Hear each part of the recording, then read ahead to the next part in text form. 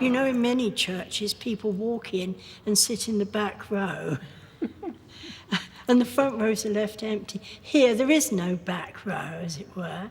And so you're with people, there's a sense of wholeness and all belonging. Every day, the nuns and the students get together for tea and cakes with their families. For Matt Simpkins, the chapel is very much at the heart of their community.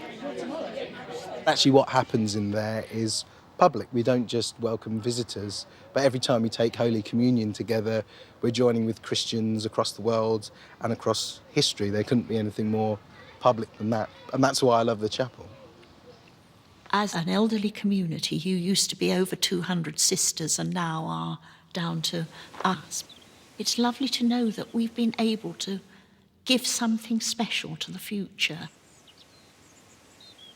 The gift to be simple, the gift to be free. The gift to be simple, the gift to be free. The gift to come down where you do.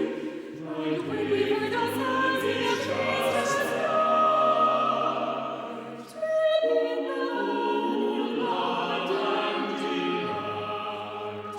When true simplicity is gained, to power and to end, we shall to tell. Time will be our desire, and time will be gone.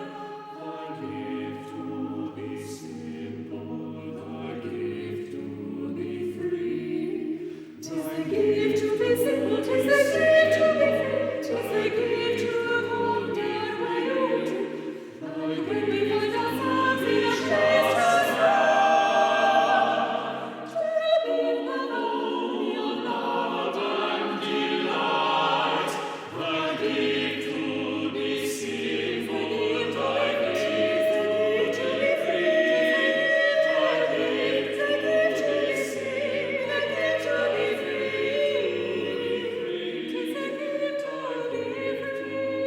to be When John Richards told his wife Muriel that he wanted to build a shed in their garden, she thought it was a good idea.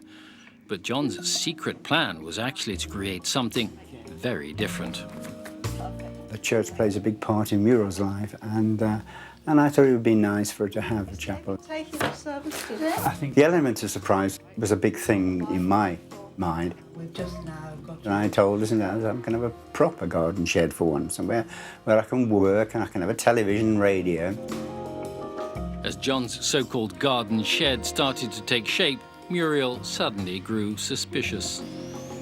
The Gothic frame went in, and then I realised then what it was going to be. It was a clue, and then he had to tell me. So it was just a wonderful, wonderful day for me, and I could have cried. Now the couple's big challenge was to scour Britain's reclamation yards to find the right artefacts to go into their special chapel. This particular crucifixion is bronze, and I wasn't aware until the time I saw this how expensive bronze was. And the particular reclamation yard was in Bristol, and he asked me if I wanted it, and I said, well, I'm looking for something simpler, but I said it's just for a chapel in a garden. And he said, well, that's exactly where that deserves to be, and he knocked a lot of money off, and I brought it back, and Muriel was delighted. In all, it took John 2.5 years to complete the project. John is amazing that he took the time and the trouble to do this as a present for me. I think it gives me a lot of inspiration. Most days I go over in my own time and have the peace and tranquility that it gives me. Let us pray. And today, what is one of Britain's smallest chapels is proving a big hit with local people. Once a month, John and Muriel hold a special service at the Chapel of the Crosses for the whole village. The monthly services are very important to us because we like to get involved with all the people that come to that service. and they are regular people that come every time that we have a service. Was it a romantic idea of mine to build a chapel for my wife? 110% yes. We are romantic people. I do believe that it was love that brought this on. We will do most things for each other, and that's what we call love, really.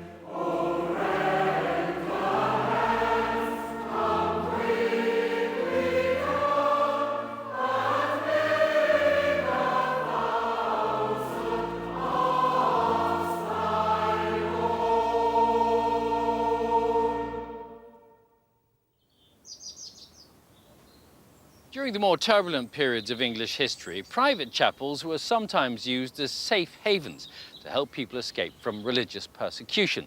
Here in Oxfordshire, Stoner Park has been in the hands of the same Catholic family for more than 800 years. And like the Stoners themselves, its chapel has managed to survive some very testing times.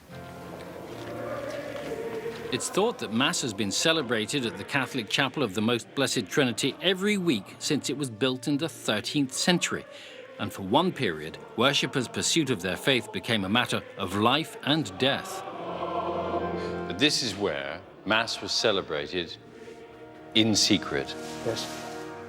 For a couple of hundred years. Nearly 300.